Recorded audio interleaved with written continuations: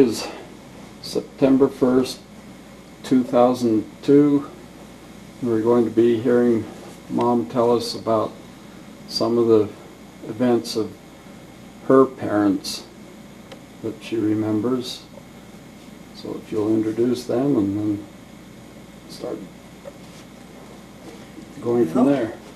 My parents, Dad is William Frederick Fisher, and Mother was Elizabeth Irma Poling. And what's the first question you want to ask Did your me? mother like school when she was young? Well, she didn't talk much about it, but from what I gather, she wasn't too excited because the teachers were so strict and everything was so regimental in those days. You know, they didn't have the fun in school that we do nowadays. What was she good at, or did she play any sports or participate in any plays or other activities? Well, they didn't have sports or plays in school then either. Is there something? She was just reminding me that I'm supposed to ask the same about your father too. Well, Did he, what did your father like? Or did he like school when he was well, young? I think school was just something you had to do, and it was very strict and very taxing, should I say, getting up early and, you know, coming home, and then usually they either had chores or work afterwards. So, and they didn't go terribly long either. You know, I don't know if any of them went to high school. Dad probably just after grade school became an apprentice. Do you know of any chores that either of them might have had? Well, with Mother it would be either babysitting in her own home or else somebody else's children. And Opa wasn't ever on a farm or anything, was he? No. Mm-mm. So chores as we know them, Oh. he wouldn't have had.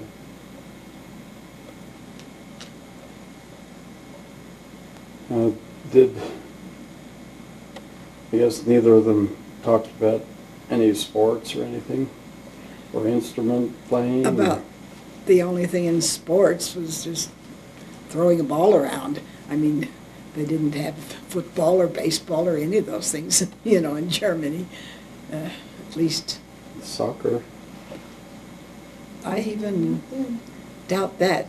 I never heard of any sports activities.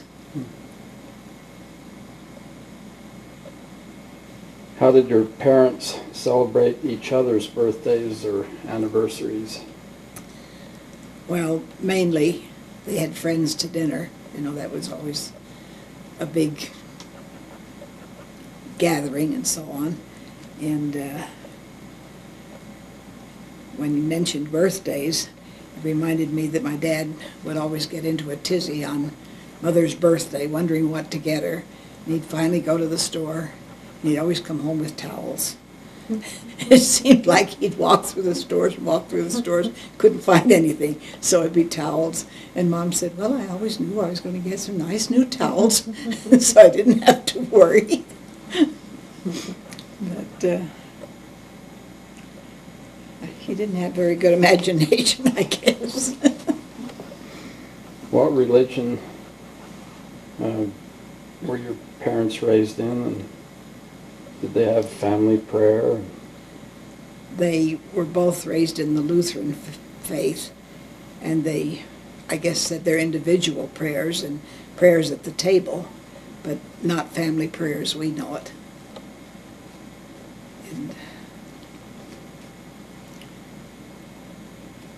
Do you know where the Fisher Poling names come from?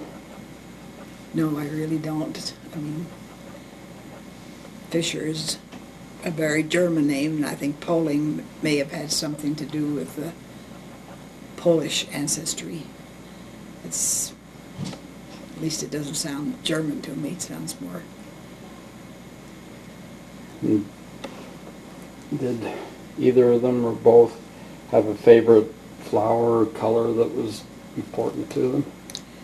Well, my mother was very fond of lilacs and also lily of the valley because of their fragrant perfumes.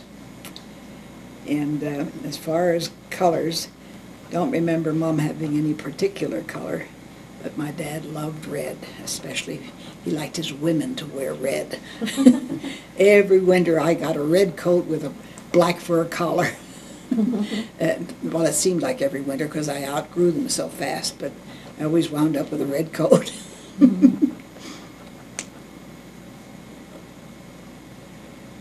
What were your mother's favorite things to cook, and I guess your father's favorite thing to eat? Well, I thought about that quite a bit. She was a good cook and cooked all sorts of things, but I know when she made either rouladen or sauerbraten, those everybody would rave about, and she really enjoyed making them. And when it came to my dad, he liked everything she cooked, but as far as him cooking anything, about the only thing I ever saw him cook was German sausages. And of course, in later years, he and Mom made some together, and Mom would go to all their German friends and sell them and make a little extra money that way, and they all liked them very much. But Dad was not one to work in the kitchen like men do nowadays.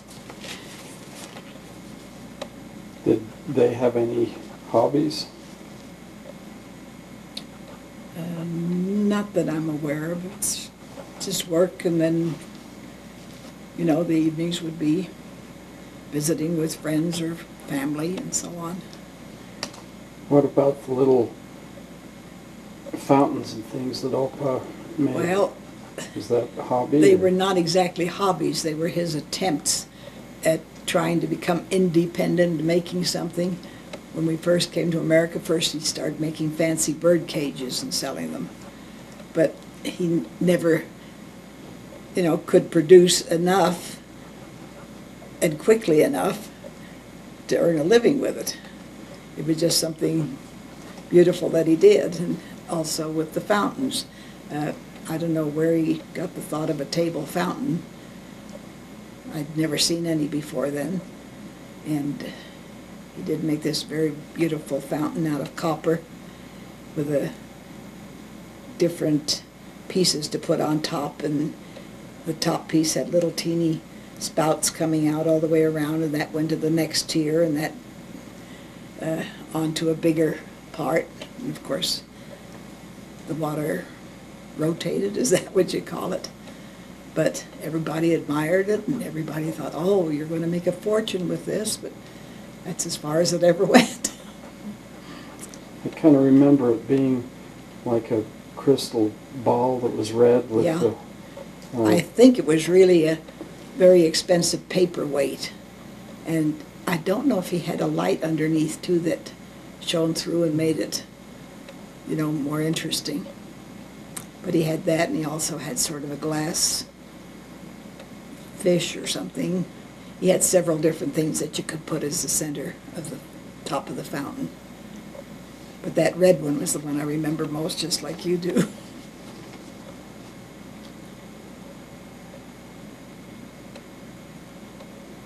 And what did they like to do in their free time? Did I write something down for that? Now let me see.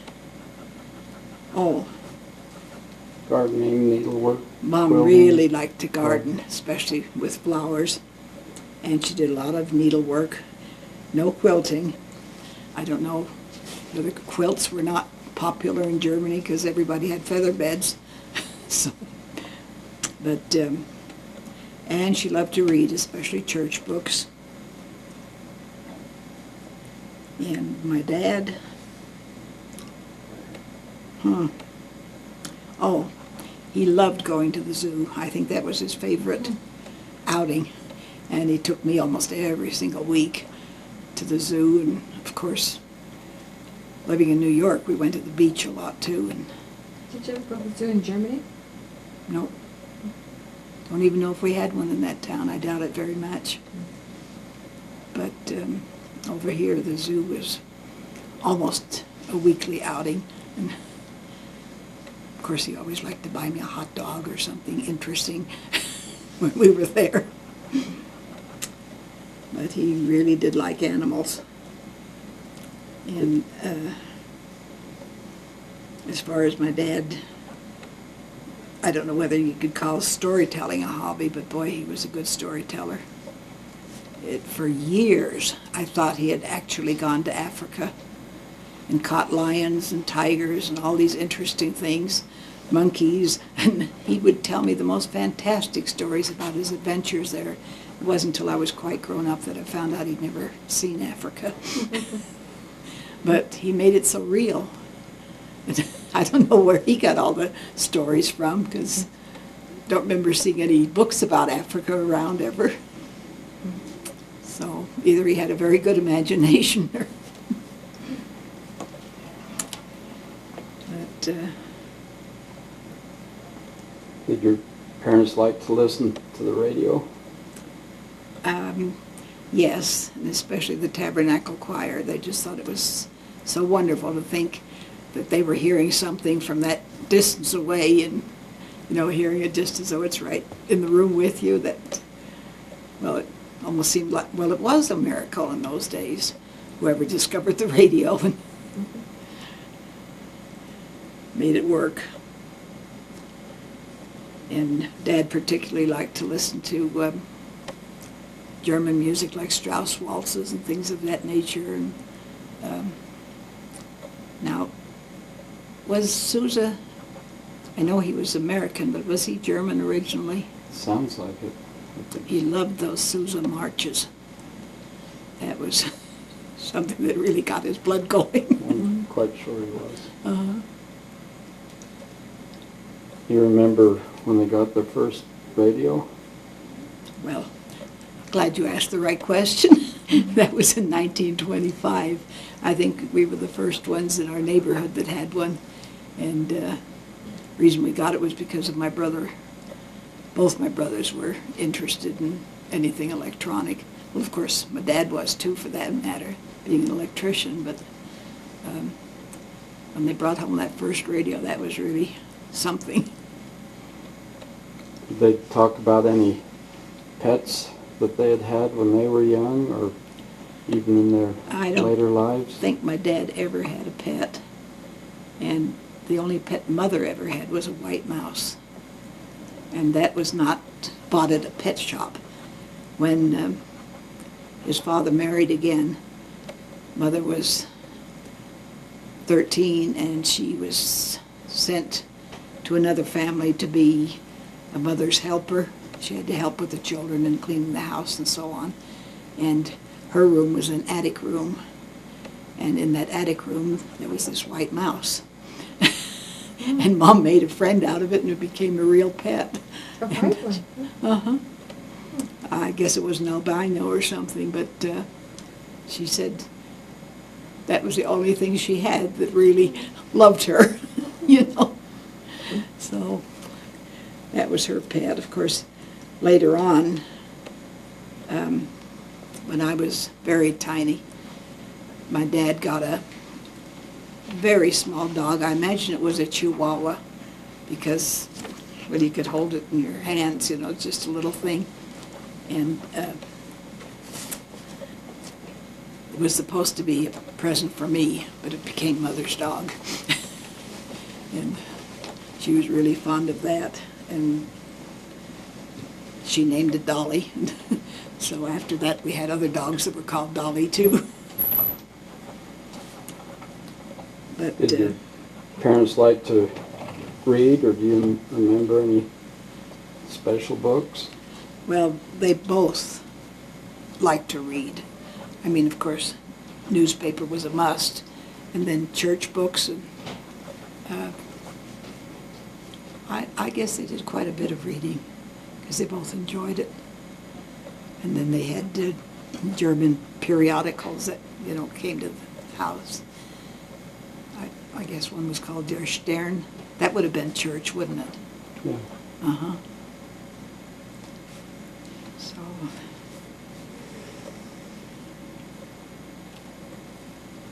Did your mother like to, or your father like to sing to you or sing around the house or anything?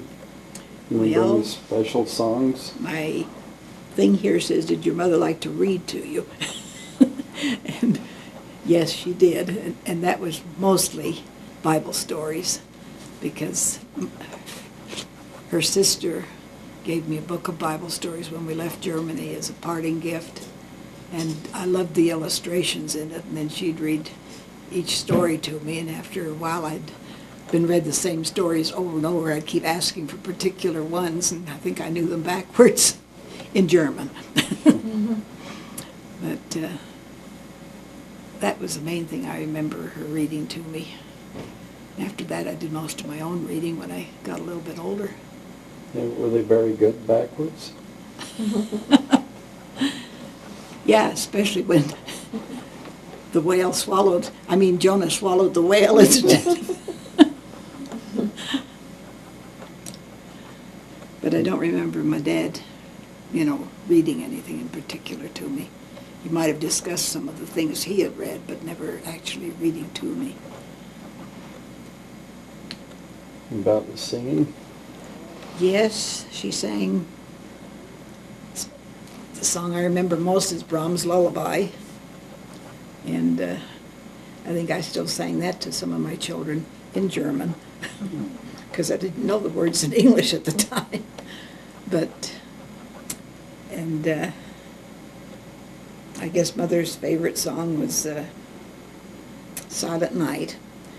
And I know she liked it so much, so every time I hear the song, I start to blubber. And another one she liked so much was Nearer My God to Thee. I don't know, but that was one that she really particularly liked. And my father's taste in music was mainly the Strauss waltzes and marches and Wilhelm Tell Overture and things like that. He really liked music.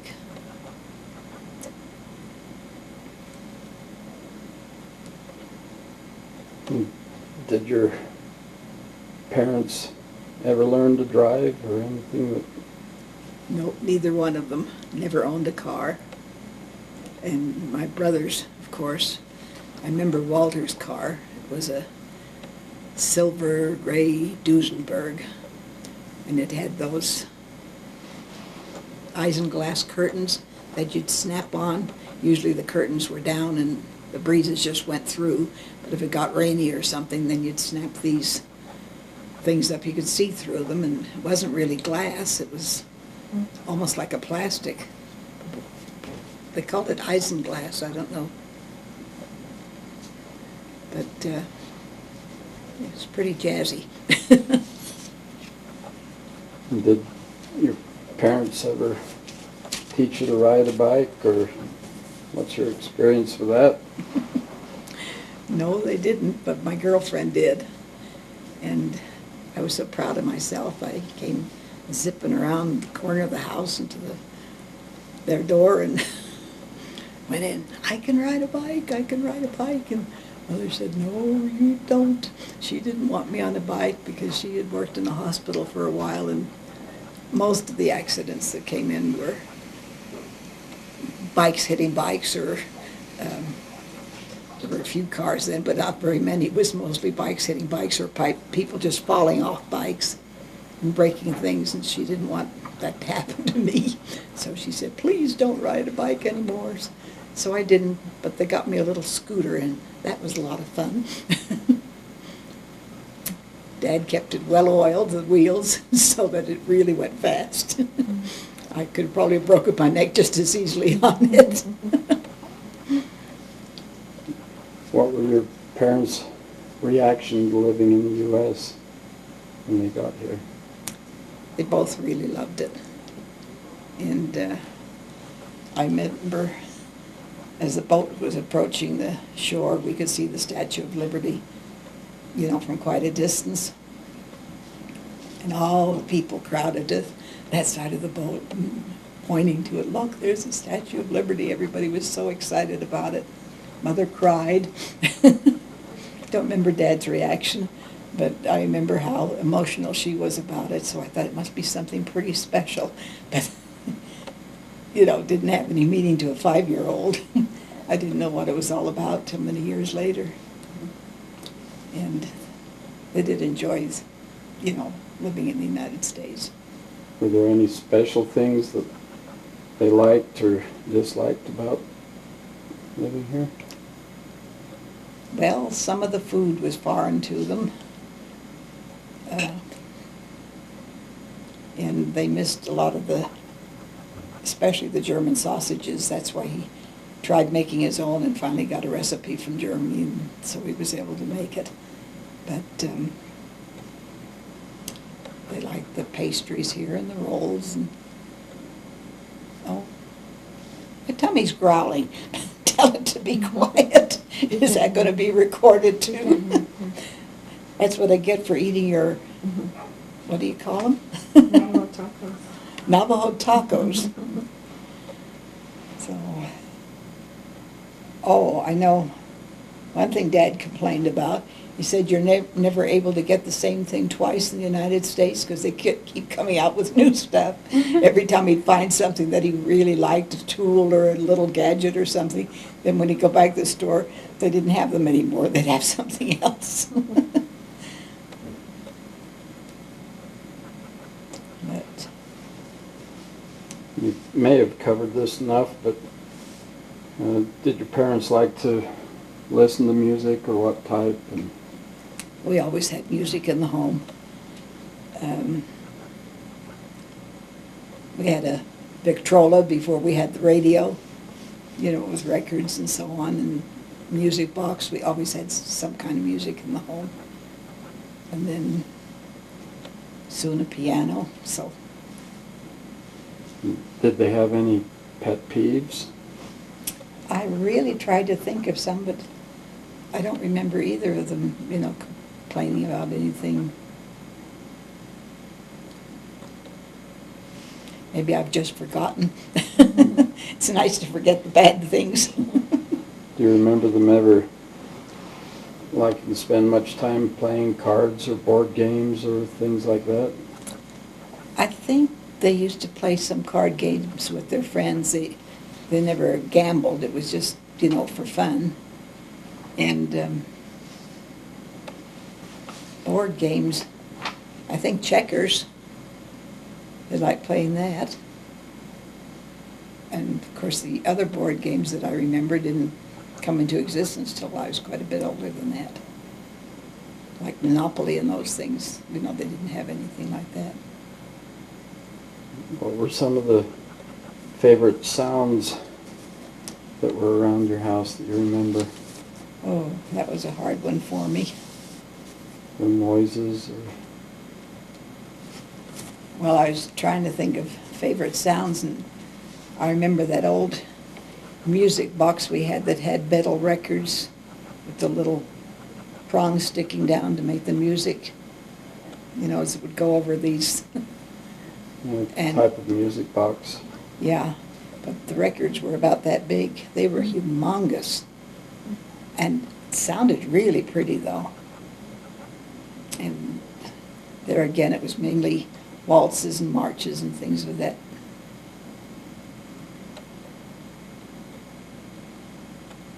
It's funny. In the back of my mind, there's one of the songs, but it just doesn't want to come to me. Glow, little glowworm, glimmer, glimmer. That was one that I really liked to hear. Do you know that song, Roland? Yeah, Mm-hmm. I remember hearing, maybe it was you and Dad singing it, but it's wonder. quite familiar to me. Mm-hmm. Did parents have any saying that you remember her saying a lot when she was scolding you or having fun or something? Well, I told you that the other day, but I don't know if I dare repeat it on camera. Maybe you'll Now just... they want to hear it especially.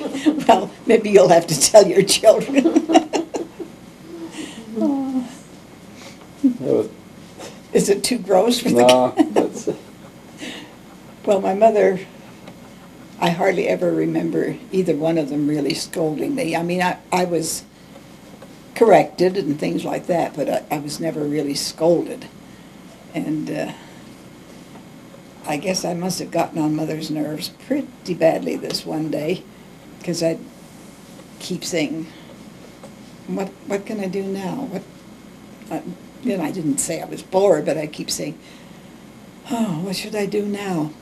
And finally, in exasperation, she told me I should have a BM on the floor and make a slippery slide for myself. When she said that, I knew I'd crossed the border of her patience, because she didn't say bad things. Did it work very well? Did it work very well? No, I left the room at that point. And I didn't bother her anymore about what to do. Did your dad have any sayings or anything? that you They probably remember? had plenty of them, but they just don't come to mind. If, if somebody were to say something similar, it might trigger something, but I'm sure there were things that they'd say over and over. But Is there something they were very particular about? well, Mother had set routines about cleaning every Saturday. It was my duty to clean the upper part of the kitchen, all the counters, and wash down the chairs, clean everything, and she would do the floor. That was standard procedure. And every shoe in the house had to be polished on Saturday. People don't do that much anymore, do they? But that was standard procedure. I'd sit there polishing one pair of shoes after another, my brother's, my father's, my own, my mother's. But they had to be shiny for Sunday. Well, even the ones that were worn on weekdays, everything had to be. Saturday just seemed like cleaning day and chore day. Your dad? My dad. Surely I wrote down something about him.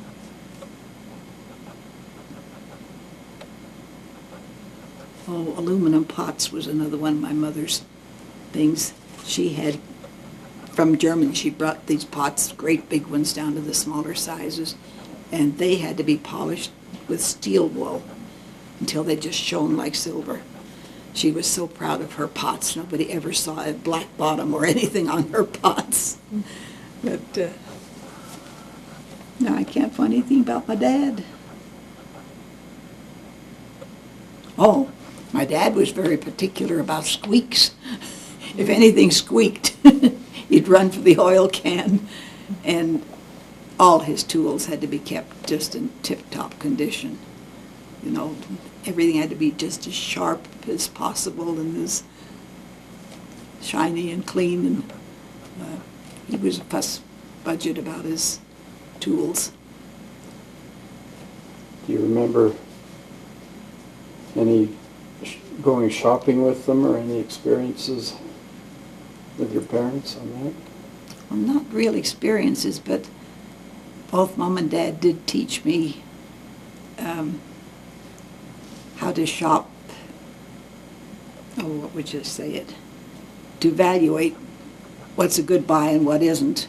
Not just, oh, it looks good, so buy it. It had to be worth what you were paying for it and all that sort of stuff. And it really kind of helped me when I grew up. I knew you don't spend your money on trash. It has to be something good and worthwhile. But they taught me no impulse buying. You buy what you need and you make sure you get good value. Mm-hmm. Do your parents wish they had had more children? I think they thought 7 was enough. But,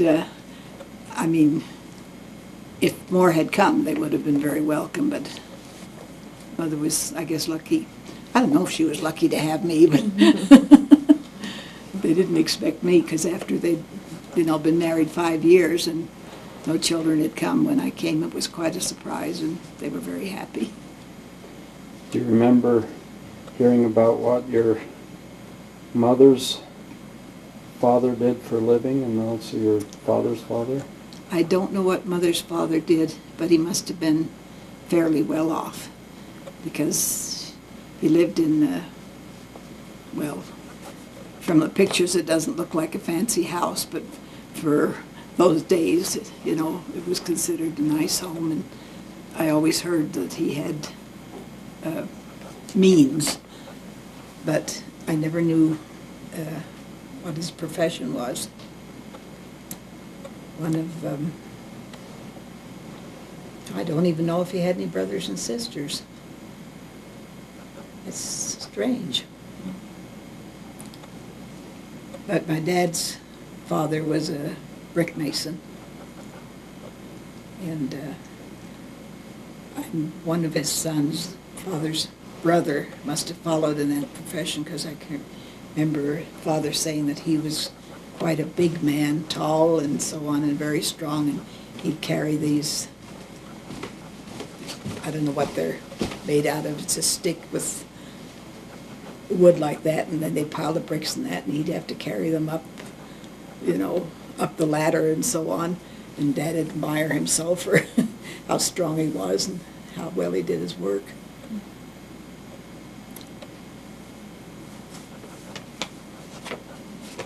Did your mother ever say what it was like to be in such a large family? Well, I think her parents had quite a few children, but I think most of them either died in infancy or something, because I can only find records of 4 of them. So, and I guess, so there wasn't much. Do you remember their names? Well, her oldest sister was Helena, and then she had another sister, Frida, and then there was Mom and her younger brother, Walter. I think he was the youngest, but what was in between I have no record of, and I've been searching, and so far no luck. This wasn't on the thing, but I've wondered, could you retell the story about the horse? Which could have been a family member? Or Later something? on, there's a part that says, tell about your mother's death and your father's. Okay. So maybe that Okay. would fit in there. Because I don't want to tell it twice. And what about your father's family? And there, he had several sisters.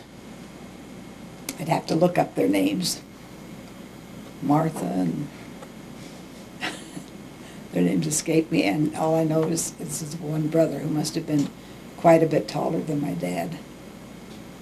And he wasted his life, though. Became a drunkard. And I think that's what kept my dad from drinking even before he was LDS, because he saw his brother's example and he wanted no part of that. So, Could you tell a story about when your mother was a tutor and walked home so far on Sundays? well, I put down, that's really 2 different stories that kind of got mixed up in the question. Mother's brother must have lived in England for some time. I don't know what he was doing there, but he heard of a family that was looking for a lady to teach their 2 sons to speak German. They must have been a very well-to-do family, because they had one governess that taught them Latin, another taught them French, and they were looking for someone that would teach them German. So he suggested my mother, and she did get the job. And she was there for quite a while teaching these 2 boys. And that was all she had to do, was teach them to speak German. And she must have had a real nice life there for a while. And I do have some nice pictures of her there. And I should have one of the 2 boys, though. I wonder where that went. It isn't in my book, and I don't know. In fact, when Mother would show me the pictures of the two boys when I was a little girl, there was the one, he really caught my eye, and I thought, oh, I'd like to meet somebody like him. The other one was a nice-looking boy, too, but it didn't do anything to me. What was your father's job before he owned his machine No, she shop? didn't tell the part about walking. There were the Oh. Tuesdays. Yep. About walking the big distance. Yeah. Well, I did mention before that Mother worked as a mother's helper at the age of 13 and on, and she'd have to work all month and then get one day off. And during that day off, she would just go miles and miles to where her oldest sister lived. She was married already and had children, and then Mother would spend the day helping her with the children and then rush back home to her job of tending the family she was working with. But she said, oh, but that was such a wonderful thing to be with her sister. She didn't mind the long walk or anything, but that was her day off, was always spent that way. And did they treat her well? Was it a good place to live? I think they, were okay with her. But I guess she learned housework and everything in a hurry that way. And is that the place where she had the little white mouse? Yeah. That's where she had the pet mouse.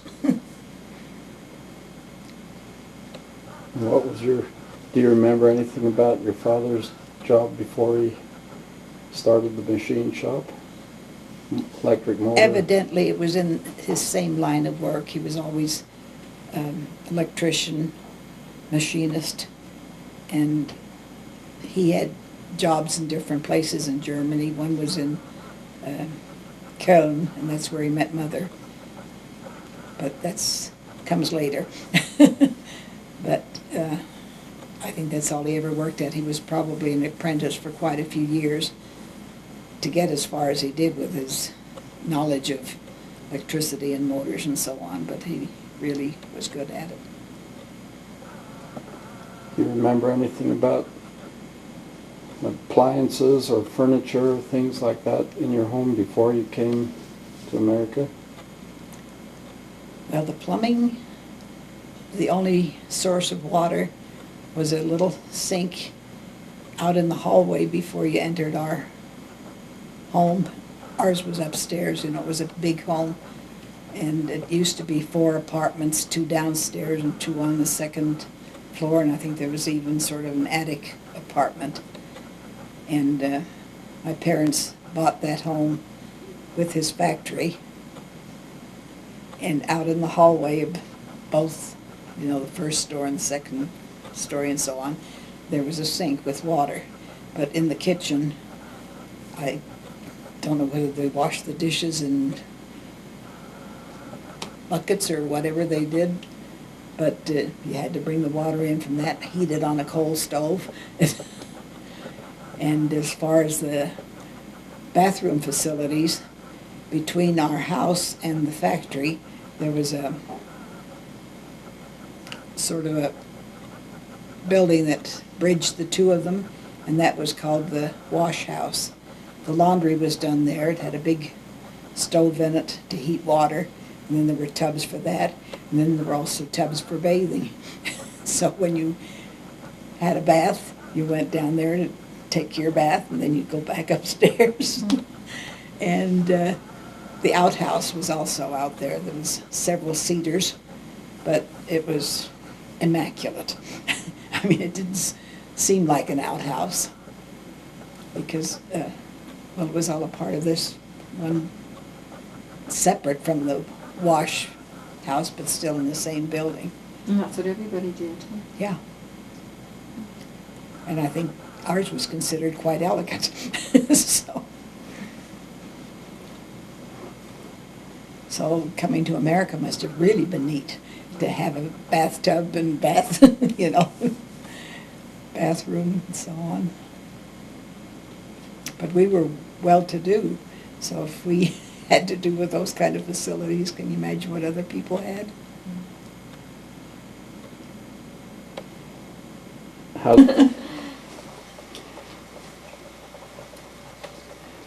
Lights Okay. red. Yep, that means we're recording.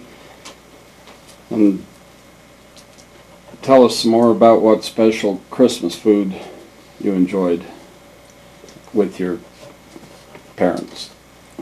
Well, you all know this. Stollen is the main thing. That's one thing we all remember and still keep doing. And then there were Pfeffernisse. Roland, you'd know what those are, wouldn't you? Sort of a Pepper ginger. nut. Yeah, it's like a ginger cookie with powdered sugar on it. And, of course, marzipan in all shapes and things. And another thing was called Lebkuchen, and that's also kind of a gingerbread type of thing. Nuts and candies. All sweets. Go on to the next one. What were their favorite Christmas songs, or did you hang up Christmas stockings or anything like that? Nope. What did they call him? St. Nicholas? Wasn't called Santa Claus. Der Weihnachtsmann, Yeah, der Weihnachtsmann. the Christmas man. Which I suspected was my oldest brother, because he was never there at the festivities till after der Weihnachtsmann had been there. Then he suddenly appeared. But they don't dress in the red and white like our Santa Clauses do. It was more sort of a long coat, and he carried a burlap sack with presents in it. And he had a stick, a staff, or whatever you want to call it. Was there something with a bundle of sticks too? Well, maybe for the fireplace. Oh, or that was for the bad children, I think. They just got the bundle of sticks. And the good ones got presents. And oranges. That was a big treat. So could you briefly tell how your parents passed away? Well, you were there when Grandma passed away, but you probably don't remember anything about it, do you? Not too much. It was kind of a strange day. I had this feeling that I had to go see Mom. And of course we didn't have a telephone, so I couldn't tell her I was coming or anything. We lived out in Park Hill Acres. And I bundled you and Diane up, being winter, and we had to walk from Redwood Road, no, from where we lived, down to Redwood Road to catch a bus, and they didn't come very often. And with your little footsteps, especially Diane's, it took quite a while to walk all that distance. And when I got almost to the corner, I just see the bus leaving. I was so disappointed. I didn't know what to do. We were pretty cold by then, too, and I was just standing there, and a car stopped, and he said, I gather you missed your bus. There was a man in the car. And he said, would you like a ride? And my conscience, never take a ride with a man, but I thought, here I am with two little kids. He's not going to do anything bad. So in desperation, I said, well, maybe we could catch up with the bus. You know, if you could get a little ahead of him, I could. And he said, where are you headed? And I told him to Salt Lake, South Temple. And he says, well, I'm headed that way. I'll be glad to take you there. And he took me all the way to my mother's house, which was really something. And when I got there, I could see she was really in bad shape. And I immediately went and called Dr. Worthland and explained the situation. And he said, you know, your mom's going. And he said, we can take her to the hospital. We'll put her on life support and maybe keep her alive for 2 weeks. And he said, but that's tops. But he said, I wouldn't advise it. And so when I thought about it, I thought, well, that would be silly. He said, she'll be unconscious most of the time anyway. You know, wouldn't even know she was there. So it was you and Diane and I sat there, and then finally Gertrude came to. And after a while in the evening, she took you to her house. And I stayed there through the night with Mom. And she was just sort of in and out. And finally, I could tell she was just about gone. And then suddenly she started speaking. And she did spoke in German because she wasn't speaking to me. She was evidently speaking to someone on the other side already because she was saying how beautiful everything was. And I could tell she was talking to individuals. But the only thing that bothered me was she said, "Is Horst auch here?" And that means, "Is Horst also here?" And I don't know any Horst in my, that's a typical German name for a boy. And I don't know of anyone in her family or mine that has that name. So I was quite surprised at that, and it's puzzled me ever since. We've looked up in genealogy and can't find that name anywhere. But I know she had some brothers and sisters that died in infancy, but don't know their names. So it could be one of them. But it was very sad, of course, but pleasant, because I could see how happy she was. And then she passed away quietly after that little conversation she had with someone. So that was Mom's passing. And my dad's was quite the opposite, almost laughable, because he was talking on the phone to my sister Ellie, and as usual he was cracking jokes because he was always joking about things. And he even mentioned that he had just been to the German delicatessen, and he said right now he was enjoying some of the sausage he bought there. He said, "Boy, this tastes extra good because of that pretty girl that served me." and he said a few more sentences, and then Ellie said he wasn't talking anymore, and she wondered what was wrong. And his wife happened to be in the tub at the time, taking a leisurely hot bath, like we women all like to do. And anyway, Ellie tried to call him back, and the phone was busy, so she knew he hadn't hung up. So she sent her husband over, and Dad was still sitting in the chair with the phone just laying there. He was gone. And he hadn't been sick, nothing. Just talking and laughing and gone. I wish every one of us could go that way. So, of course, when they called me, it's a shock. And yet, he was 84 and had a good life and never been really sick or anything. So, you can't grieve when they go that way. I mean, sure you grieve, but it's wonderful. So we'll go on to the next question. What do you think your parents would like to tell their posterity if they had a chance? Well, I know what both of them would say. Keep the gospel covenants. Keep the commandments. And love and be kind to one another. They always were, and I won't say they were angels. They had their fights too, but never anything that, just like every one of us has differences of opinion. But whenever Dad would get mad or something, he'd storm out of the house, and he'd always come back with a little bag of candy or something that he thought Mom would like. So that's how they ended their quarrels. What's the characteristic that you most admired in your mother and father? Well, I guess in Mom, her gentleness. And she had a genuine love for her family and friends and almost anyone she ever met.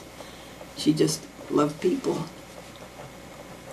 And if it wasn't for her strong love of the gospel, we wouldn't be here. She was the one that got us to come to America, and even when all that, the bad things that happened to them when they came here, when they lost everything, that didn't shake her faith one little bit. She never wavered. And about my dad, he was very strict, but a pussycat underneath. I guess I had him wrapped around my fingers all the time. He was very honest in all his dealings, and his sense of humor, I guess, is the thing I remember most of all. And I think I see some of that in my boys.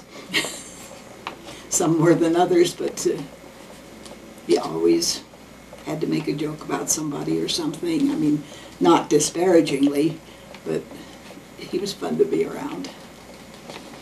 In fact, when he'd take his daily walk, whenever he'd come home, whoever he'd observed, he'd come in acting just like that person walking like they did, or and he'd been a good actor, I think. So, do you remember any of those things about him? Probably not. You were too young. Yeah, and I was probably too young to really get his humor at Yeah. the time, too. Yeah, you wouldn't have understood it. Are there any other stories or interesting things that we haven't talked about that you wanted to tell about them? Sparrows? When my dad was a little boy, I don't know why, but his mother, a delicacy for her was sparrows. He'd go out and he'd catch 4 or 5 sparrows, and bring them home, and she'd fry them up like you would pigeon, people do a squab, which is sort of a pigeon or something, but a sparrow is so little, I imagine it was 1 bite each, so, but there again, he's told me so many stories about his trips to Africa and places, which were just all imagination. He just did it to entertain me. I wonder if the sparrows was another one of those stories. Catching sparrows is quite a job, and to get 4 of them. Oh, he said about 5 at least, because otherwise it wouldn't have been enough to even bother. But there again, wait till I get to heaven and ask him about it. If he's fooled me all these years, I'll sure, maybe I better think of something right now to get even with him.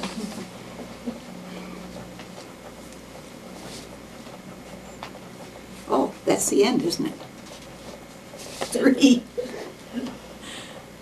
Did you have a favorite pastime? I guess reading was always my favorite pastime. And then when we were little, we used to write plays, too. My girlfriends and I, we'd go to a movie, and then we'd come home, and then we'd try to do something similar, and we'd write a play, and then we'd act it out in our backyard. We'd fix a tent and a stage and everything else.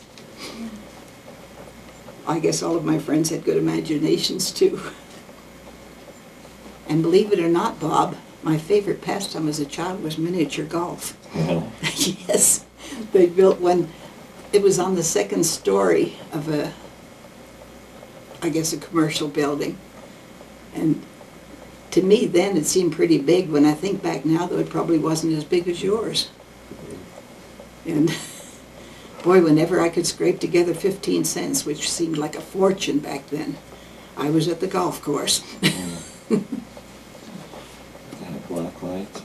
No, it didn't have black lights.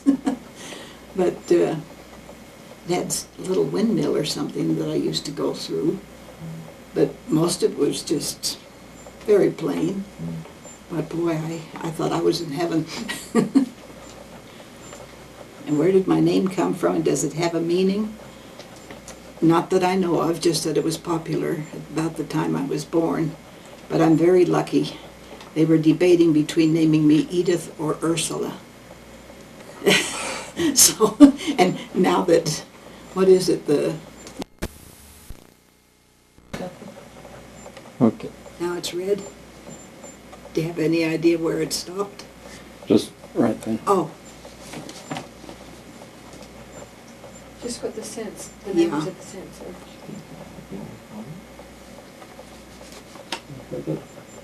That's not recording. Well, lilacs is because of Mom. They were her favorite flower. And gardenias because that was the first corsage Dad brought to me. And most special occasions, he'd always bring me a gardenia corsage. And the violets, was on our trip to Washington with some friends when we couldn't get any hotel accommodations, and so we finally decided, seeing as it was already 3 o'clock in the morning and we'd been driving from town to town trying to find a place where we could stay, and the only hotel that offered to take us in said they'd put cots in the hall for us, and we were still single, and Dad says, "You're not going to sleep in the hall with men going by." So we went back out to the car and drove until we were near a field, and by that time it was between 2 and 3 in the morning, and he said, "Well, let's just sit here and sleep if we can." And of course when morning came, you know what you usually have to do in the mornings, and we weren't near any gas station or anything else, and so Dad said, "Okay, men go in that direction, ladies in this direction," and we found bushes and things, and we were all back at the car, and Dad wasn't. And so finally I looked over towards where the men were supposed to be, wondering why he wasn't coming, and we'd see him squat, and then he'd get up, and he'd walk a while, and then he'd squat down, and he'd get up, and we all thought, what is going on? And he comes with a big bunch of violets for me. He'd seen some violets in the field, and I thought, well, he's the only one that thought of that. So whenever I see violets, oh, and after that he often bought me violet corsages when we go to something. So those are my favorite flowers. It's red. Do I have any memories about storms? Yes, I feared them terribly because when I was little, no radios, no nothing in Germany. Whenever there was a storm, everybody was mighty worried about it, because if it struck, it usually meant a fire of a house or something. So whenever Mom would hear the least little bit rumbles of thunder, if we were in bed, she'd get us up and make us get dressed. And we'd sit on the edge of the bed until the storm was gone, just in case we had to flee. And she was very nervous about storms. And of course, when you see your mother nervous, then you get nervous. And so I always hated storms. And to this day, if they're really close and there's a big clap of thunder, I kind of gulp and I think, no, you don't have to be worried about this. But I still am not crazy about thunderstorms, although a couple of days ago, when there was one in the distance, oh, the light, did you see that lightning storm? Oh, you weren't here. But it was just beautiful in that direction, but way far away, and it would just keep light up, sometimes 4 or 5 at a time, and that I didn't mind watching. But when they get awfully close, then I'm still kind of uncomfortable. When you were a child, what did you say when people asked what you wanted to be when you grew up? Well, I always wanted to be a nurse, but soon gave that up and wanted to be a mommy instead. You get to do a lot of nursing when you're a mother.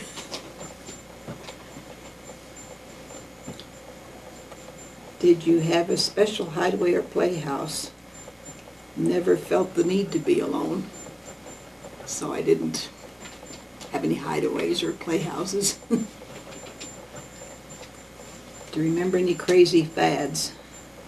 Well, the flapper dresses, I don't know if any of you know what they looked like. Fringe on the bottom, kind of short, and just straight up and down. They were really ugly.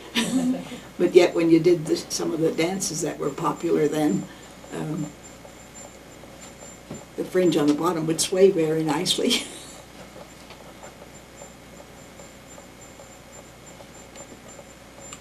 Did you like gardening? And what did your first one look like? First garden, I guess that was out in Islip.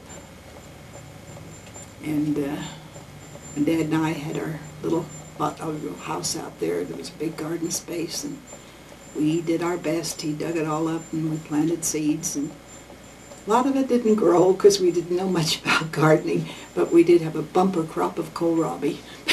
It seemed like it never ended. But I remember that grew very well, but not much else. And, well, what did you grow best? The kohlrabi was the only thing at that time. Of course, we learned a little better as years went on. Do you remember any special weekend outings? Well, back in New York, it was trips up the Hudson River to Bear Mountains. And here in Utah, I guess, going up to Brighton, out to Salt Air. We did a lot of things like that. You guys could chip in on that one. That's the two I remember. Uh-huh. And then after that, it was down to the farm every weekend. And that will either be good, everybody has copied, so I don't think I need to bore you with those. But my favorite toy was a teddy bear. And I still had him when we got married. And he started to get mighty, well, his fur wasn't very furry anymore. You'd see bare spots and things. And still I couldn't throw him out. Bears have spots. Bears. Teddy bear. But back in those days, we lived in apartments and they all had dumbwaiters that you'd put your garbage on and then, you know, it'd go down. Several times I had him on the dumbwaiter, and then just before they'd pull it down, I'd pull him out again. He finally got lost somewhere, I don't know where. But, and now they have those same teddy bears and they cost a fortune. They're, you know, they don't look like the normal teddy bears. But I've seen them in pictures and I think, oh, if only I'd saved that feller. Oh, it was hard to get rid of him. Did you play any musical instruments? Just the piano. And no, I never was in any recitals or programs. How did you meet your mate? You've all heard that story, so do I need to? Yeah, because this is for us. I had just dumped my boyfriend, Mark Gardner.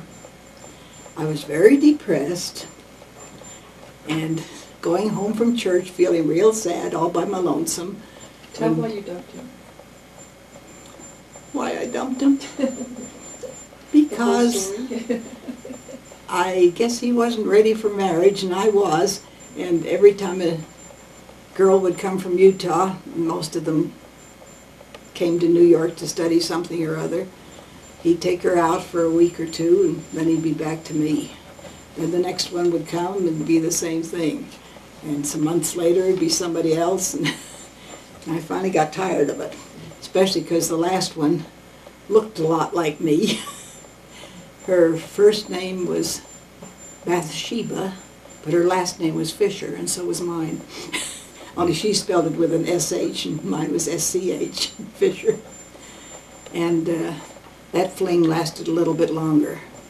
And he'd come to my house, brought turkey a few days before that for Mother to cook, and she cooked it for Sunday dinner. We had Sunday dinner. He takes me back to church, and then he leaves church with Bathsheba on his arm. And I thought, this is it. I'm not going to fool around anymore with this guy. And so anyway, dejectedly, I was walking to the subway all by myself, and Burl Dixon and another, oh, I guess it was Harry Merrill, caught up with me. And we got on the subway together, all of us. Of course, they didn't go anywhere near as far as I had to go, but they said, why don't we have a fireside tonight? And usually we arrange that while we're at church, but quite a few of the people that usually would go to the firesides weren't there that evening. And he said, we can call him from our place, and I thought, anything's better than the way I'm feeling now. So I went with them, and I'd never been to their apartment before. We'd had firesides, all different places, but never at theirs. And anyway, when we get to the door, I expected them to get out a key and open the door. Instead, they ring the doorbell. And I thought, funny. And who opens the door but Bill Francom? Never seen him before in my life. And he looked at me and I looked at him, and he dashed inside and comes back out with a jacket on. He'd had a nice white shirt and pants on, but he went in and put on a tie and a jacket and came back out. And I thought, And anyway, then we started called all kinds of people, no answer, everywhere. And so we finally decided we weren't having a fireside, so there I sat with Burl and Harry and what later turned out to be Dad. And I felt kind of foolish, the only girl there, but they had music on the radio and it was pleasant. And then one guy says, hey, let's go in the kitchen and have some apples and cheese, because his mother had just sent him a big box of apples from Utah. And we sat there slicing apples and eating cheese and listening to the radio, and some song was playing, and Dad says something about, oh, that's such and such. And I chirp up, oh, no, it isn't, it's so-and-so. And Dad's never let me live it down. The first thing I did was correct him. Only trouble is I was right. And he teases me all the time because he'd say, yeah, every time you correct me, you're always right. But in high school, we'd had quite extensive music appreciation courses, so we had to learn all the composers and what they composed and how the melody went and everything. So when I'd hear something, it'd just click in my mind. And because we put it all to music, the teacher was very smart. She had us, everybody write words to go with the music, but instead of the words that belonged to the music, they'd have us name the composer, and if it was from an opera, the name of the opera, and all those things. And when it's set to music, you memorize it and it stays with you. So that was why it just shot right out. Oh, no, it isn't. That's so-and-so. And I guess I never did learn to keep my mouth shut, did I? But that's how I met Grandpa.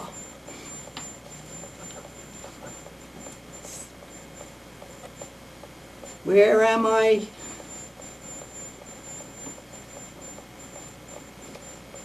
How did he propose? I still don't know if he proposed or I proposed.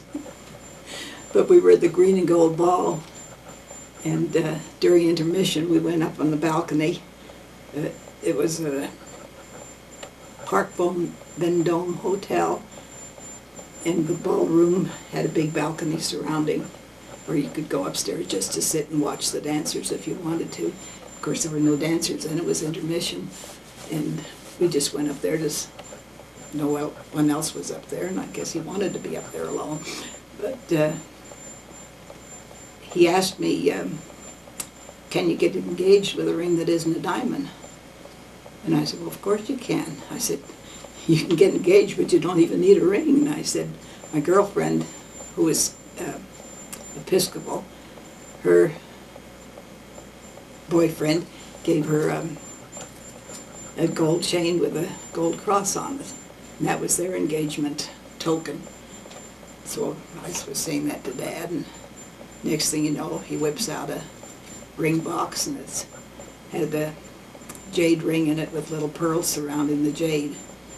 And, well, right away I remembered that I'd once said to him that I liked jade, and I guess he remembered that and bought that ring. But then I thought, oh, now, does this mean he wants to get engaged? Or was the question, if I give you a ring, does that mean we're engaged? And he didn't want to be engaged yet. So I thought, well, this is awkward. What does one do or say? So I just said,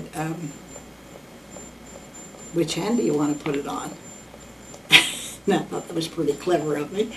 And he put it on the right hand. So I The kinda right s- hand, The the correct left hand. hand? Well, I mean, the left hand, which is the right hand, to put it on if you're going to be engaged. But anyway, after he did that, the next few things he said, I knew we were engaged. So then we went downstairs and joined our friends, and he told everybody, and it was pretty neat. How long have you been dating? That was on Washington's birthday, and we'd been dating since the Sunday after Thanksgiving. So that's the end of November, so all of December and January. So it was a pretty fun evening. And I was wearing a blue evening gown at the time, and right after we'd gone down and announced our engagement, they played The Beautiful Lady in Blue. That song was from Jumbo. So that was another nice thing. It made the evening extra special. So that's how he proposed. I guess he proposed. What's your favorite place to travel? Depends on which part of my life. When we were living here, my favorite place to travel was New York. Of course, we traveled quite a few other places too. Up to Washington, down to Florida. Only you didn't get in on some of that. Roland did. To Washington. Pardon? I did Washington. Yeah.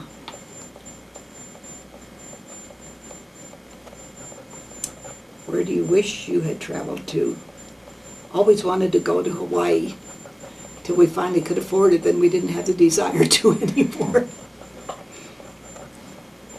Just because that seemed like such a romantic place. How did you learn to drive and who taught you? Dad and Bill both taught me. Not until I was 40-ish, I guess. Or pretty close to it. Maybe 39. Because I had Rick already by the time I learned to drive. And that was around the Capitol mainly. They'd make me go around that and around that. My favorite poem. The only one I remember is The Village Smithy. Did you, any of you guys know that? Huh. Da-dum, da-dum, da-dum, da-dum, the village smithy stands, da-dee-da-dee-dee-dee-dee, with large and sinewy hands. I don't remember who wrote it or anything about it. Have you ever collected anything? Stamps, matchbooks, covers, just little things like that. But did I give my stamp collection to you? Mm-hmm. Not the collection, but I've got some neat ones that you saved me. Wonder where it is. Must be still tucked in some drawer. And the matchbook covers, I don't know who I gave that to. But I guess Aunt Mitty started me on that one, and whenever we'd travel somewhere, and we'd keep they always had match in most of the hotels and things with their names on them. Favorite season of the month? Huh. Summer and Christmas, I guess, are my two favorite times.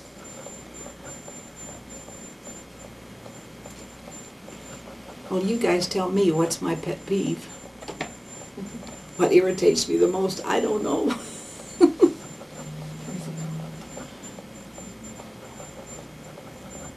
Don't I complain about a lot of things? Not that I want to say on there. Oh, that bad, huh? But I guess when it happens to me, I can remember it, but right now I can't think of any pet peeves. Oh, wait a minute. I must have one. Yes, my favorite pet peeve is people insisting that we have 2 languages in school and everything. And I figured children learn languages so easily. Why do we have to have two? And if you're in America, you speak English. If I were in France, I'd want to learn that language and speak it. And if they don't think enough of us, go back to where you speak your own language. See, I've got a pet peeve. What were your favorite family games? I guess Monopoly. That was always fun, especially when we got tired enough of playing it and started cheating. And it really got funny. Tell about a time when you visited the country. Well, most of my early life was spent, in the city. So the first time I really got to see the country was when my cousin Gretel married a man who had a nice home in New Jersey.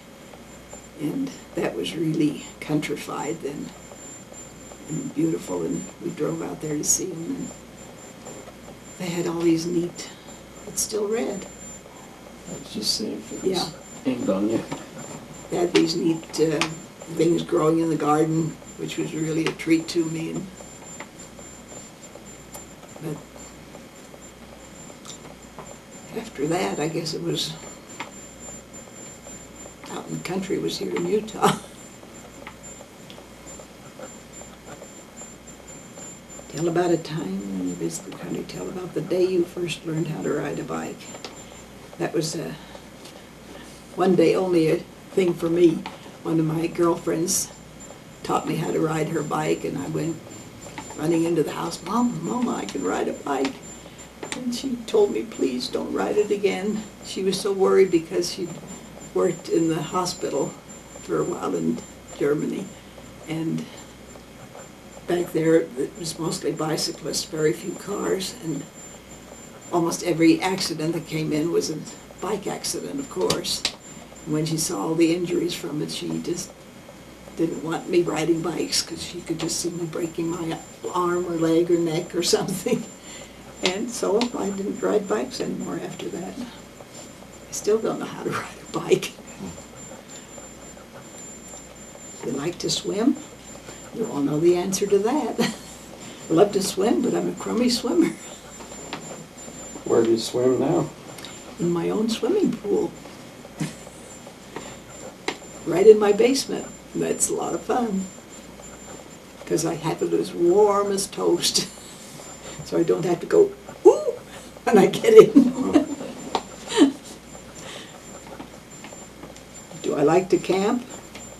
I can take it or leave it. But I'd just as soon leave it. I like everything about camping except going to sleep. Do you remember a frightening experience? I guess there have been several of those in my lifetime, but once when I was quite little, and we hear about all these intruders, and of course when I was little you didn't hear about rapists or things like that. You just heard that they were bad men, but you didn't know why they were bad. And my parents always told me to,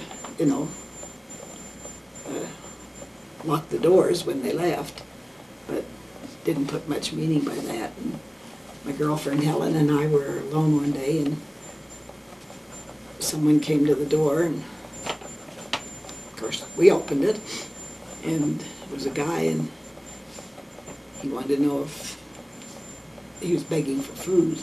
Oh no, he wanted to know if we had any money. And I said, no, but I'd make you a sandwich. And he didn't want any of that. And my girlfriend Helen, I guess, was a little more street smart than I was, and she slammed the door and shut it. And then she said, he probably is going to come in and steal, because he must have realized we were alone. And then I got scared. We both grabbed a kitchen knife, and we went in my bedroom and locked that door too. And we sat there on the edge of the bed with these knives in our hand, waiting till my dad and mother came back. But we were really scared then. But the things that happened today, well, we just didn't even think about it back then. Did you tell about that time that your mom got knocked over with lightning in the earlier tape? When she was No. scrubbing water, wasn't it? Yeah, that was in Park Hill Acres. When we lived there, there was a very severe lightning storm. The strikes were just all around the house. You know, you could actually feel the ground almost shake. And she had just gone to the kitchen sink. I don't know if she was turning it on or off, but anyway, it jolted her so that it threw her against the stove. And Roland and I were talking about it today, and we wondered if it actually threw her or whether she just jumped back and lost her balance. But that was one lightning storm that really scared us, because you'd see the color of it was, you know, not just a white streak, but it seemed to be red and blue and all kinds of colors, just all around the house. I don't know why it was so severe, and I've never seen one like that since either. Can you think of anything else to remind me of? The river? Oh, that was a frightening experience when your 2-year-old jumps into the South Jordan Canal. We had been, why were we down the bridge? Oh, you lost your shoe in the water. And Bill said, well, Mom, I'll try and find it. So he got in, I think he was in his bathing suit or something, and he got in and he searched all around where he had been, but no sign of your shoe. And you kept wanting to go in with Bill, and I kept holding you back and telling you, no, the water's too deep. And you were, I think, a little over 2 then. And anyway, I went to, I guess Bill got out, and I was going to give him a towel or something. And in just that moment of looking away, plop, you jumped in. And I would just, didn't know quite what to do, but I knew the swiftness of the water. If I jumped in, I'd never, well, I don't know why Bill wasn't there anymore. Maybe I helped him out and he went up towards the house, because I was there alone on the bridge with you and Judy then. And He was probably still too young to do much. well, Rescuing. he was a pretty good swimmer though. And He And would he- have only been 8 if I was 2. I guess you're right. But nevertheless, I had presence of mind. I thought, even if I jumped in, I could never swim fast enough to catch up with you. So I ran off the bridge and along the bank, and I mean ran. And I got a few feet ahead of you and jumped in and caught you. And for me to jump in that cold water, I must have liked you a little bit, because I hate cold water, and I had all the clothes on and everything. Boy, I was so glad when they got you out and you were still breathing, and we didn't have to do any mouth to mouth. I don't know whether you floated quickly down or what, but don't know if you swallowed any water. I was probably just swimming. But it was a scary experience. And Judy had that costume on that you tried on once, you know, that Spanish costume. I don't know why she was in a costume at the time, but she took the cape off that was on it, and we wrapped that around you to keep you warm and rushed back up to the house. But of course, that was quite a long trek. It was 4 acres that we had to walk up to where the house was.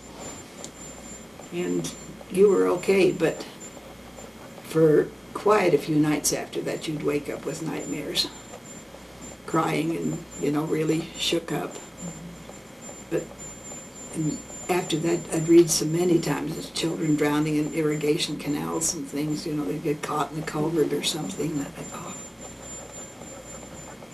But at least I was there.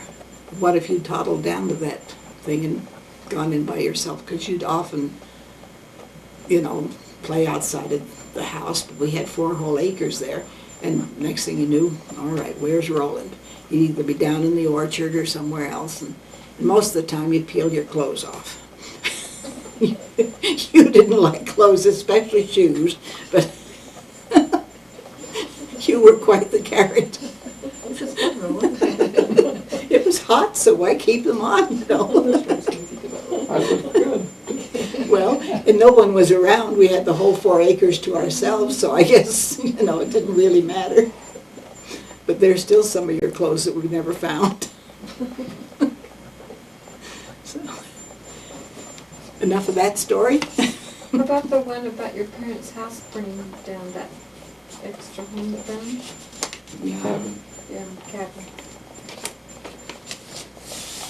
That was when Diane was a baby.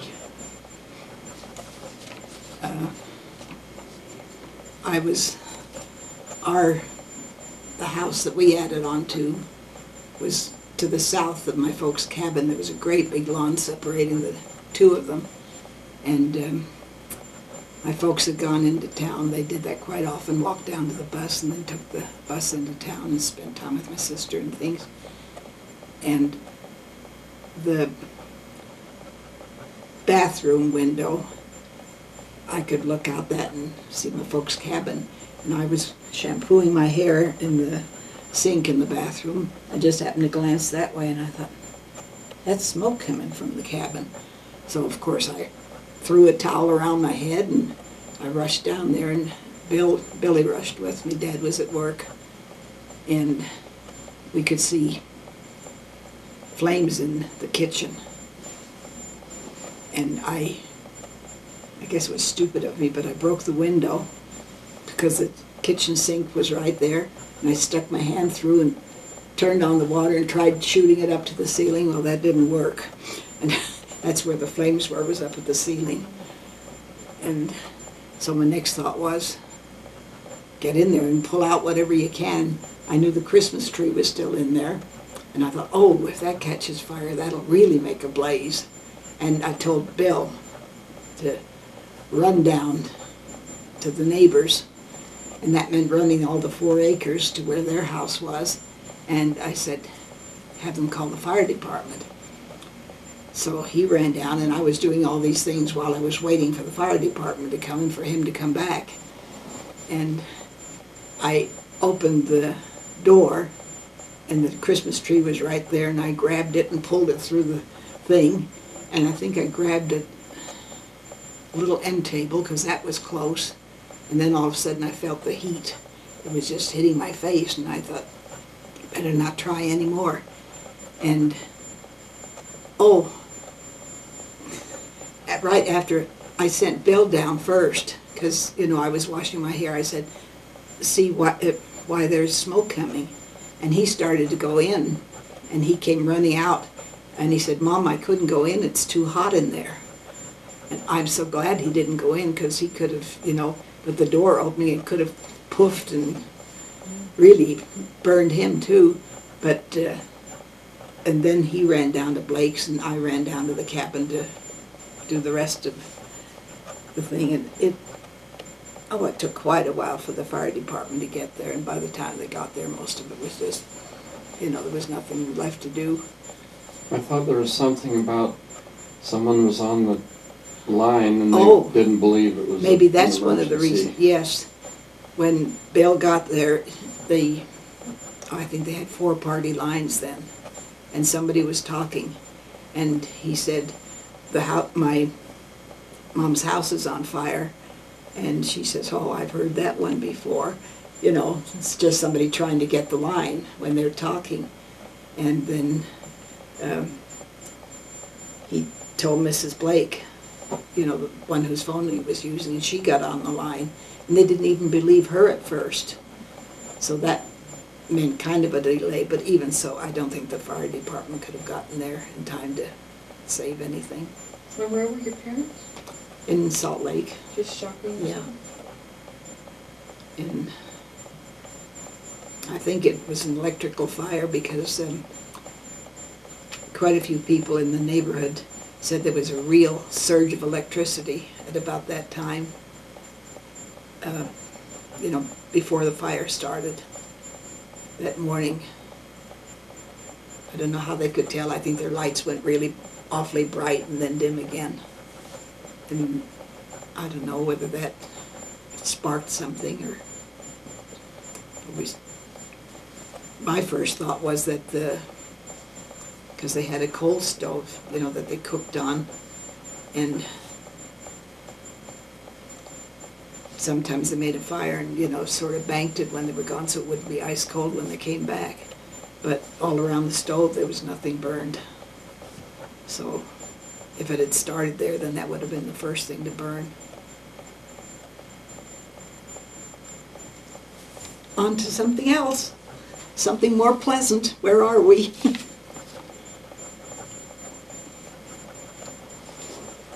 Pet peeves, family favorites.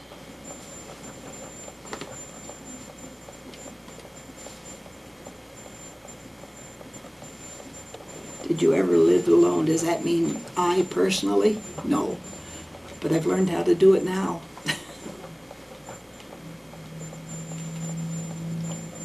What talents do I have? I can scrub a floor real good. Do you like to do canning and harvesting? Yes, I've enjoyed that for many a year. Accidents or surgeries? You want to be here all night?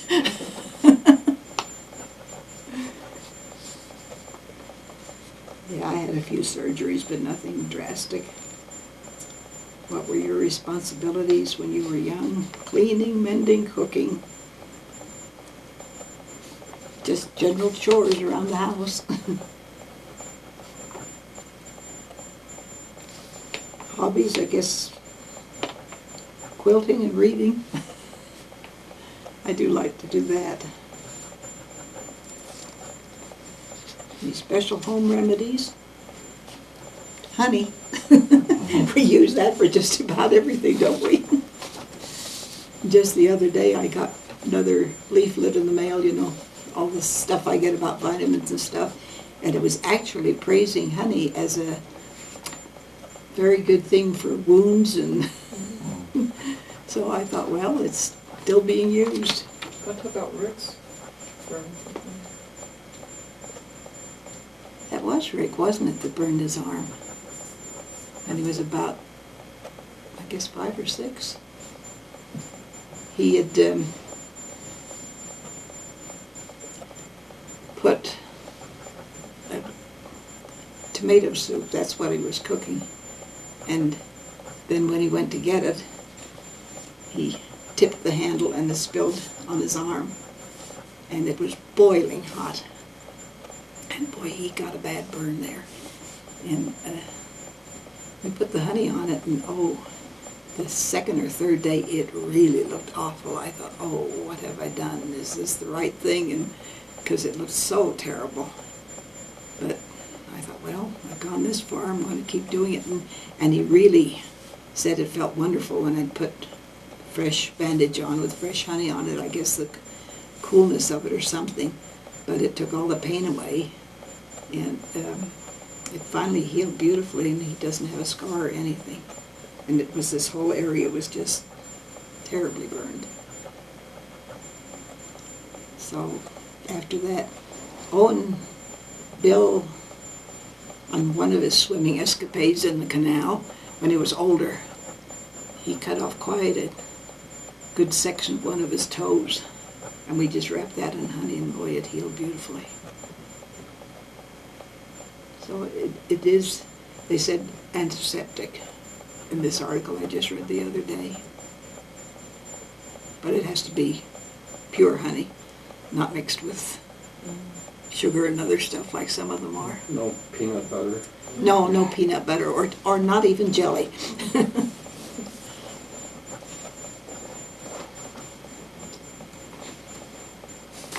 Ooh, here's another whole list. You said that you've learned how to live alone. Do you want to give me hints of how you've done it? How I'm doing it now? Grin and bear it.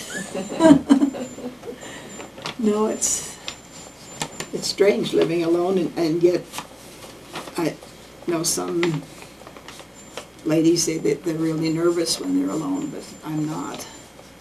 I feel very comfortable here. And My children keep me entertained. One comes almost every morning and makes sure I get up early. And the others keep me hopping all day long. Bob picks up my mail and tells me whether it's worth coming down for or not. And I'm very glad to have the children and all that they do for me.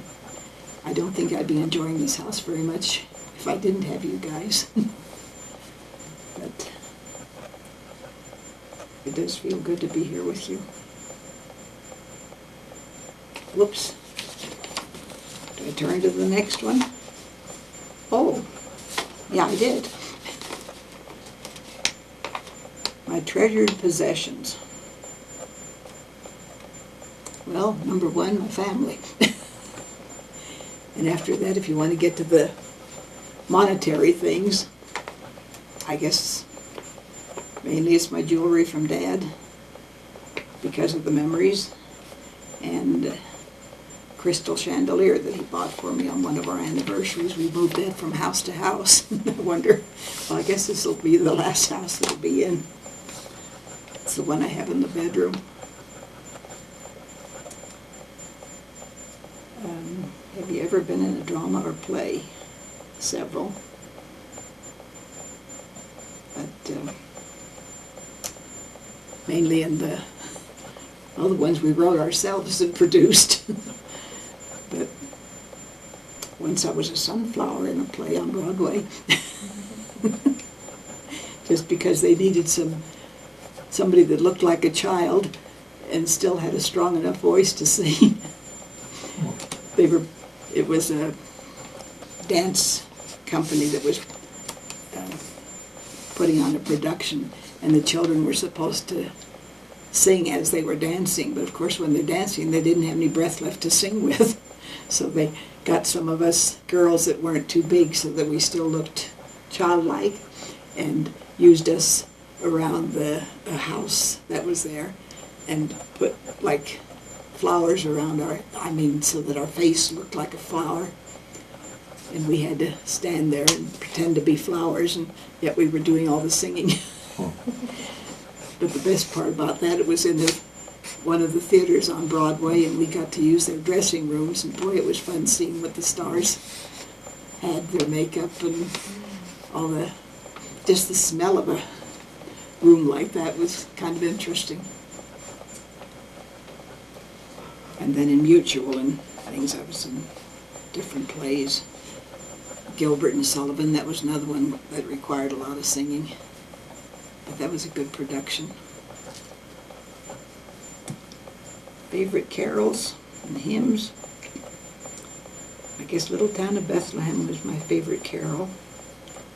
And All My Father is one of my favorite hymns. Tell about some of the best gifts you've been given. The bunch of violets I told you about. And then the note that accompanied the ring Dad gave me on our 25th anniversary. It was just a note he scribbled on the back of an envelope because he couldn't find a card. And he said a lot of nice things on it, and the thing I sort of sticks out most, well, besides the nice things he said on it, he said the silver, of course it wasn't silver, it was a white gold ring, and he said, but it looked silver, and that's why I got it for my silver anniversary. He said the silver is for our 25th anniversary, and the diamond's for our 75th, just in case they don't make it. Of course, I didn't expect either of us to make it to the 75th, but tell about an answer to one of your prayers. Oh, I've had so many prayers answered in my life, it's hard to think of a particular one. But maybe that'll come to me someday when I think of something else.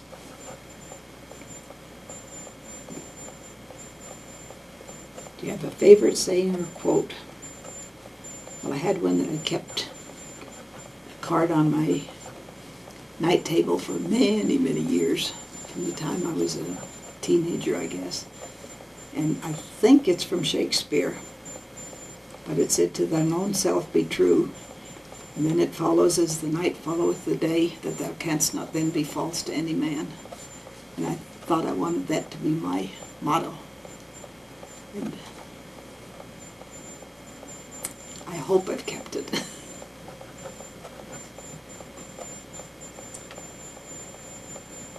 Tell about any pets you had as a child or an adult. I had several dollies, and they weren't dolls, they were dogs, all named Dolly. The first one was when I was about 5 years old. Is there some other dog that's almost as small as a Chihuahua? That crazy one that advertises with the gecko, is that a Chihuahua? Well, then that's what it was. My dad bought that for me, but it wound up being my mother's dog, like all my pets did. They all liked her better than me. And then after that we had one that was a cross between a dachshund and a terrier. And I still had that one when I married Dad. He's in some of our pictures in the book. She. I call every dog a he, even though she had a lot of pups. And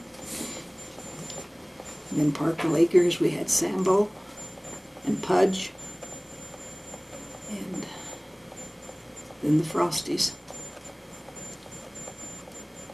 And they were Eskimo Spitz.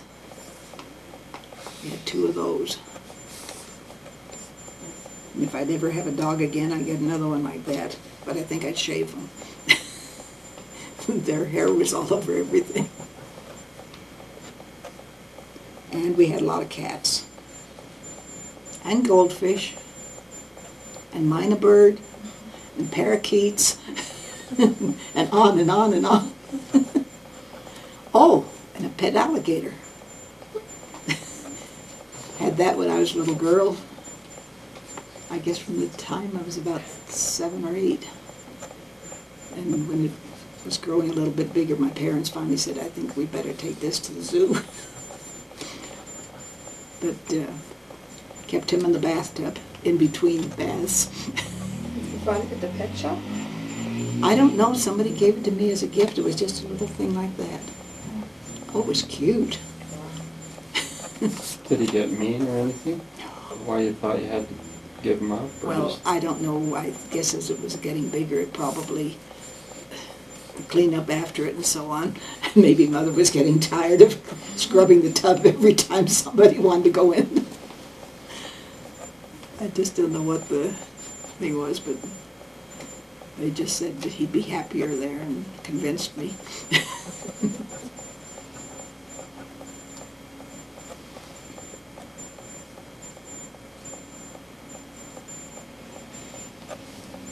We didn't have any real family reunions. That was one of the questions, how about family reunions you had as a child? I mean, that wasn't something you did back, wasn't our custom.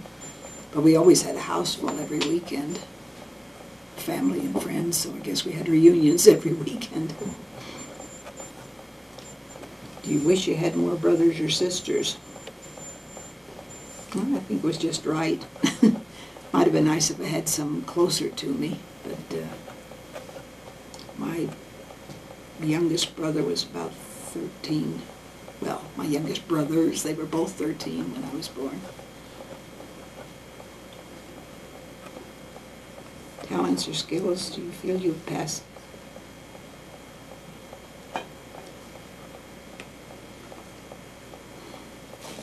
What talents do I have that were passed on by my parents to me? Well, Mom taught me sewing and cooking, and my dad taught me to be an electrician. So,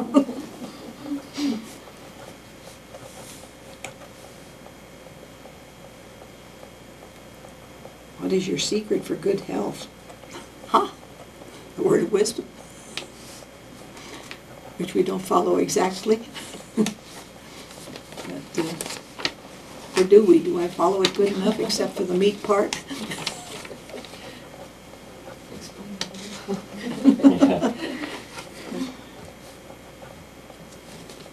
I think in every other respect I do follow it. Describe your first paying job. Oh, missed some. Wash day at your house. Have you had any disasters? Pink garments. That's quite a disaster. It doesn't come out very good either. But the blue garments were what Bill brought home from his mission. Somebody had put a navy blue sock in the wash by mistake. And I think where he was, they boiled the clothes, you know, the big thing. And when you boil a blue sock with white garments, you have nice blue garments. And I do mean dark blue. It took forever to get that out. Wash day when I was a child was with a wash scrubbing board. That was fun. Oh, in fact, still had the scrubbing board when I was doing diapers. I don't think I had a washing machine till we lived in H Street. That was the first one. And then you hang the clothes up inside in the winter? Yeah, every apartment or anything we lived in, they always had these sort of lines. It'd be like a wooden thing with things going out, and you'd pull it out and attach it to something. And of course we had radiators in those days, steam heat with radiators, and you'd hang the diapers over the radiator. Boy, they dried quickly that way. And sure looked nice though in your house, every radiator had a diaper on it. I think. In Park Lakers, you had a wringer washer. Oh, yeah. And then finally that one that you loaded from the front instead of the top. That was at H Street. But before that was the wringer washer. Yeah. That's right. Boy, you forget these things. We got to use one of your wringer washers when we were first married in that small house. I don't know Wow. where it came from, but it was theirs.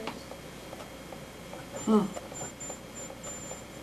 Boy, that was sure a wonderful thing after the scrubbing boards, because with those you had two tubs, and in between there was just a wringer that you would put there, and you'd turn that by hand. So after you'd washed the clothes and with a scrubbing board in the one tub, then you'd wring them into the other tub for rinsing. And then you'd empty that one of soapy water and fill it with clear water again and wring them back into that, and finally they were clean. But ooh, your poor fingers, knuckles, they were always sore from that scrubbing board.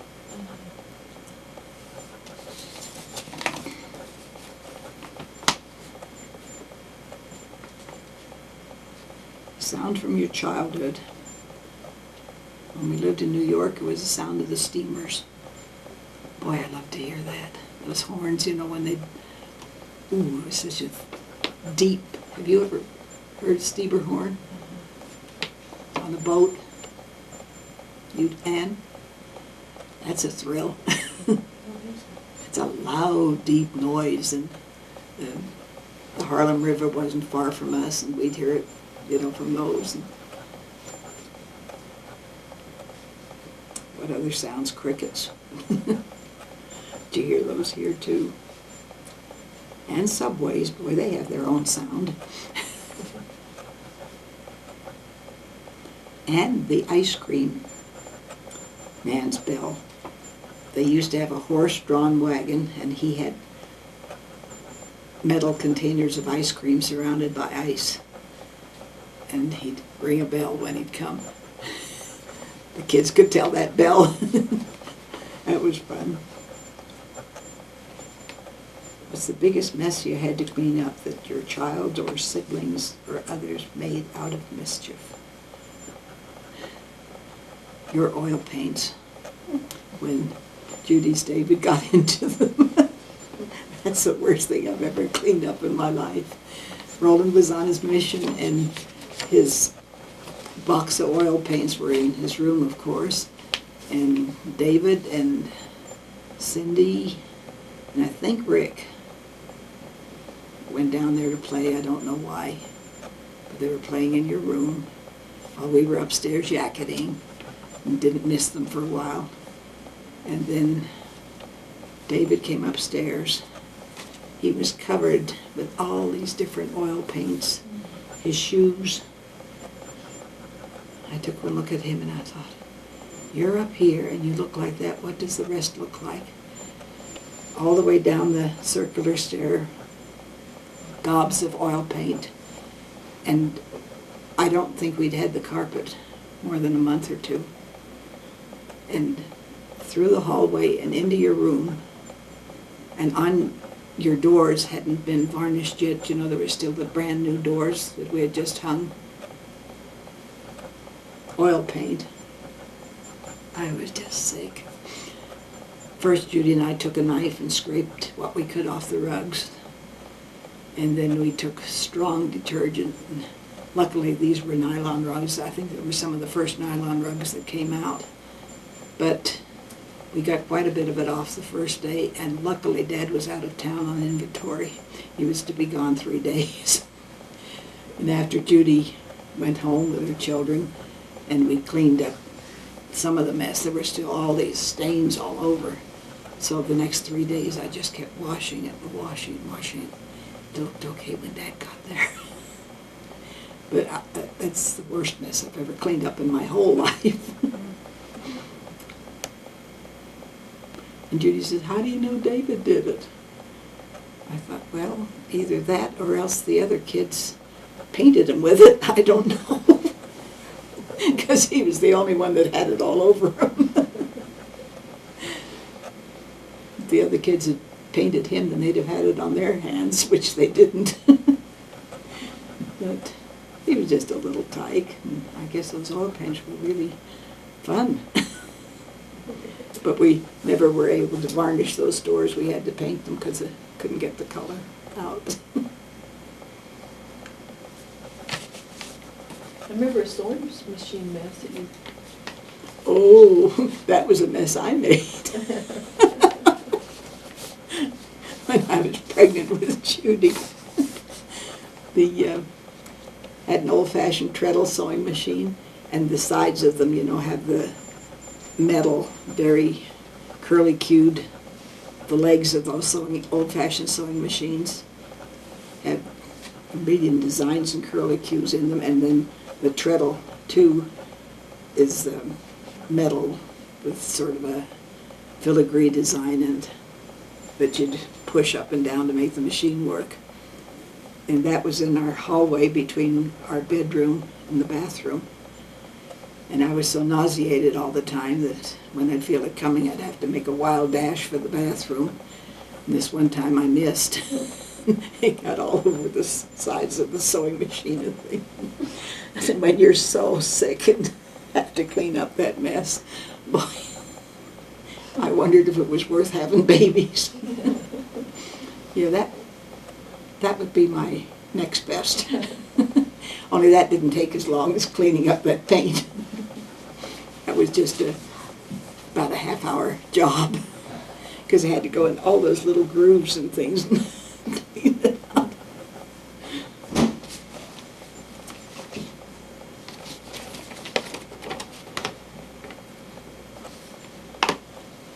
In what ways do I feel I'm like my father and mother? Well, I love fixing things like my dad did. I never want to hurt anyone like my mother. She just couldn't stand to hurt anyone's feelings.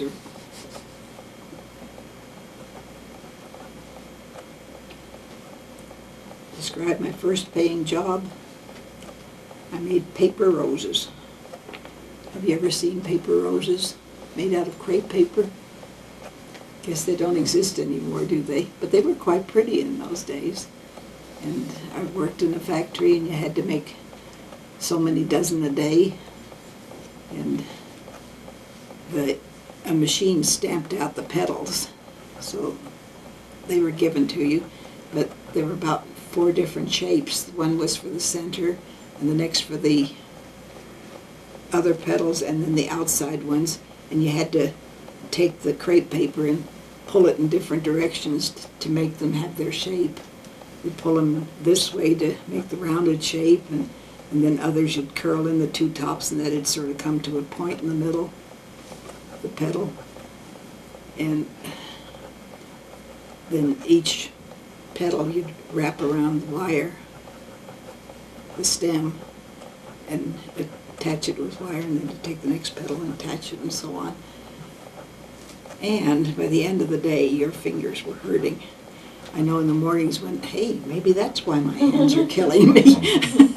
Because I'd get up in the mornings, my fingers were so swollen I couldn't open the doorknob to get out of the house to go to work.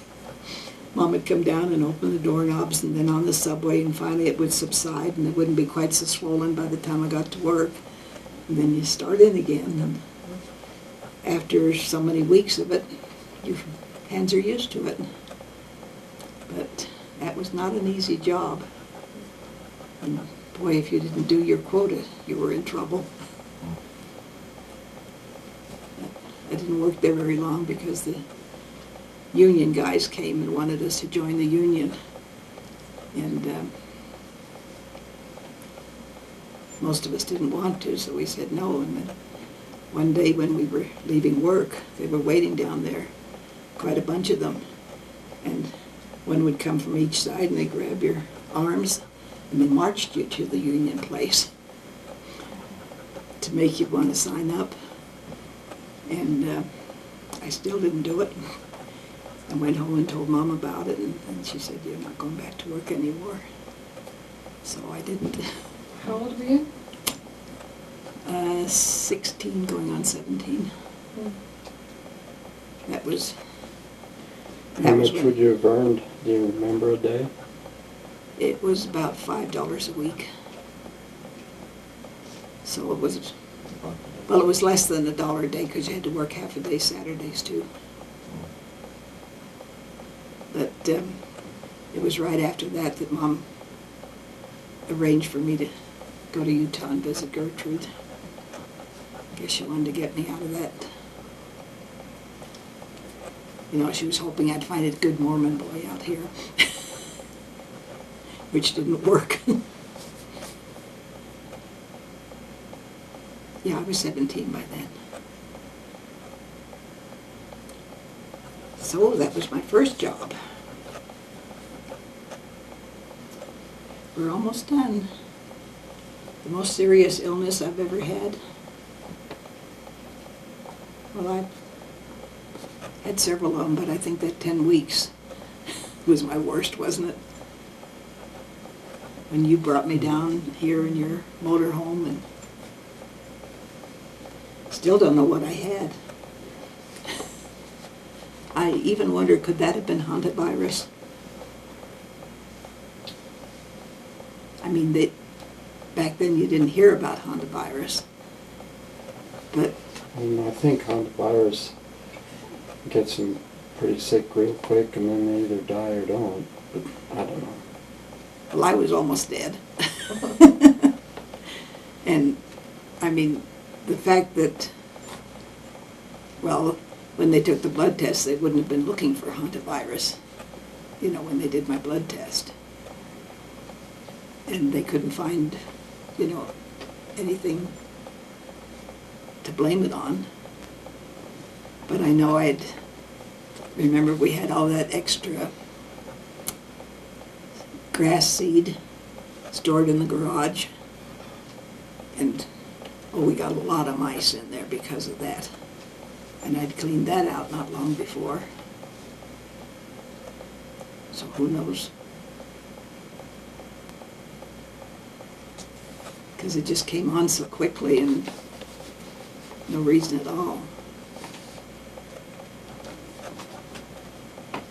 That was 10 weeks in bed, and boy, the last couple of those weeks I was wishing I was dead.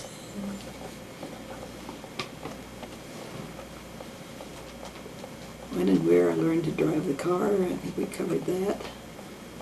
What's the most important lesson, message, or advice you've learned that you would like to pass on? Same as my parents, keep the commandments. Let your spouse know of your love in words and writing. Boy, if I didn't have the letters and different things that he's written to me, I feel pretty lost. And I don't think we let our spouses know nearly enough how we really feel. And I'm meaning that to you guys. Write love letters to your wives. And stop grinning. Do it. Well, might say that to you wives too, in case you kick off first. Which usually doesn't happen. It's usually these men that go first. What do you think about movies, TVs, politics, finances, etc.? Movies today aren't worth looking at. TV and politics, I'm afraid none of us know the truth about anything. Because everything you hear on TV, you know it's been doctored one way or another, so there's still a lot of good classic books that are worth reading. And of course, the scriptures, but that's about the only place you'd find any truth. And in some of the older books, even though they're novels, at least there was some meaning behind them. Like Little Women, I don't think that'll ever go out of style.